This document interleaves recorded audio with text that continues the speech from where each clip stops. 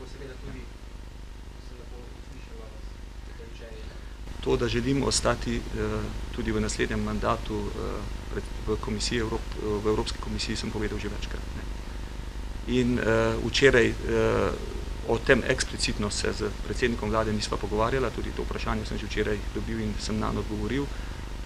Sem bil pa vesel, ker je predsednik vlade že v prejšnjem tednu zelo jasno povedal, da z mojim imenovanjem v naslednjem mandatu nima problema.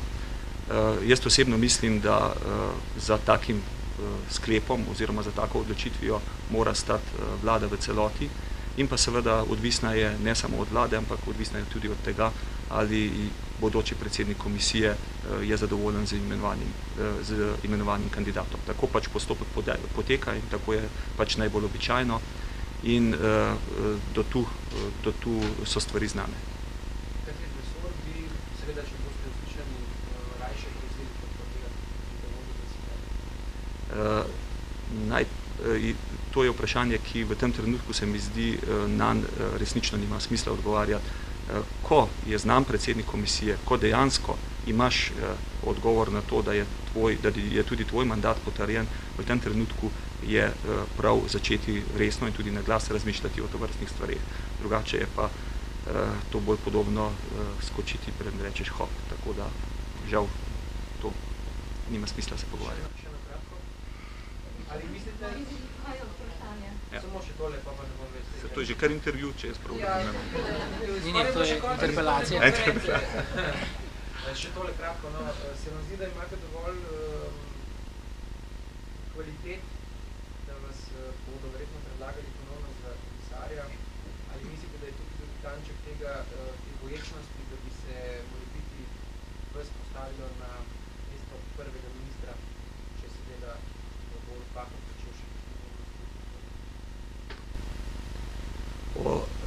Vedno sem bil prestaž tega, da svoje delo oziroma moje delo naj ocenjujejo drugi.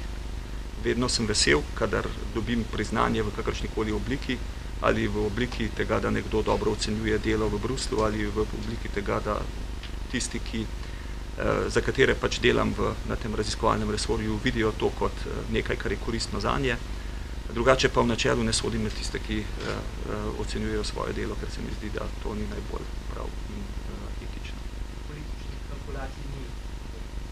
Političnih kalkulacij? To mene sprašujete? Da se vas da v Bruselj, da ne bi prevzeli premijerstvo? To pa ne vem, če sprašujete pravega človeka, zaradi tega, ker jaz sem vam odgovoril v kontekstu, v kakršnem koli ste me vprašali.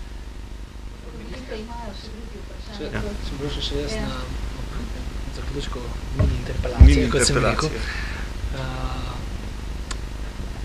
Uspešnost seveda komisarjev je mogoče presojati zelo ozko v smislu tega, ali je opravil misijo v Bruslju in tam za domačo državo naredil neke izjemne, bom rekel, geste. To je seveda uspešnost, ki je zelo kratkoročna, ki ne samo, da bi demonstrirala neko kršitev pravil igre, ampak bi tudi pomenila zelo slabo sporočilo, kako Slovenija razume Evropsko unijo. In to se mi zdi zelo ključno. In če je, bom rekel, čem kvaliteta slovenske involviranosti, če smem ta izraz uporabiti, v Evropsko unijo, je v tem, da razumemo Evropsko unijo kot domač teren, v tem smislu, ne kot neko tujo entiteto, kjer, bom rekel, priložnost, to poskušamo iz gostovanja na večerji, kakšen kos srebrnine prenesti v žepu, ampak poskušamo ustvariti boljše vzdušje in bolj kvalitetno, bom rekel, debato na tistem omizju, če ostanemo pri tej večerji. In to je edini način, da ta evropska večerja ne postane zadnja večerja, če se več držav na tak način obnaša.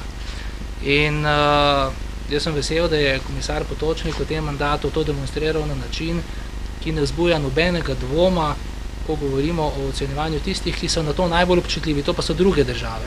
To je komisija kot taka in druge države članice. In se mi zdi, da je to ne samo dobra popotnica za novo kandidaturo pri domačem razmisliku, kjer seveda je vrsta drugih ozirov lahko pri komu pride upoštev, ampak predvsem tudi pri razmislek, ki bo imel nov komisar, nov predsednik Evropske komisije, ko bo ekipiral se, pa tudi, ko se bo, bom rekel, debatiralo o resorju. Jaz lahko tukaj rečem, z vidika tega resorja smo zainteresirani, da slovenski komisar bi nadaljeval uspešne projekte, predvsem v časih, ko je, bom rekel, to oblikovanje skupne enotnega evropskega raziskovalnega prostora tako zelo pomembno za integrativnost Evropske unije kot celote. In so tudi druge stvari, vemo, da so mandati, pač koledarski projekti so pa življenjski in znotraj tega je tu veliko razlogov, ki govorijo o prid temu, čeprav seveda to ne bo niti osebna odločitev, niti slovenska odločitev, ampak zanesljivo pa znotraj tega je mogoče z nekimi argumenti biti tudi na takšnem stališču. Tako da Slovenija ima glede tega neko prakso. Komisarja Potočnika je sklepom vlade pravzaprav nominirala v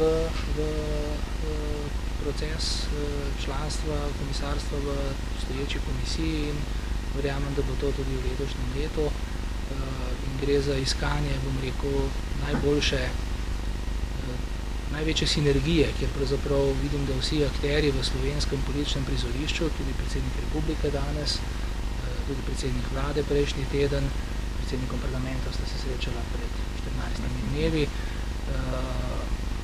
Resorno mnenje je pravzaprav manj pomembno, ampak ravno tako nedvoumno.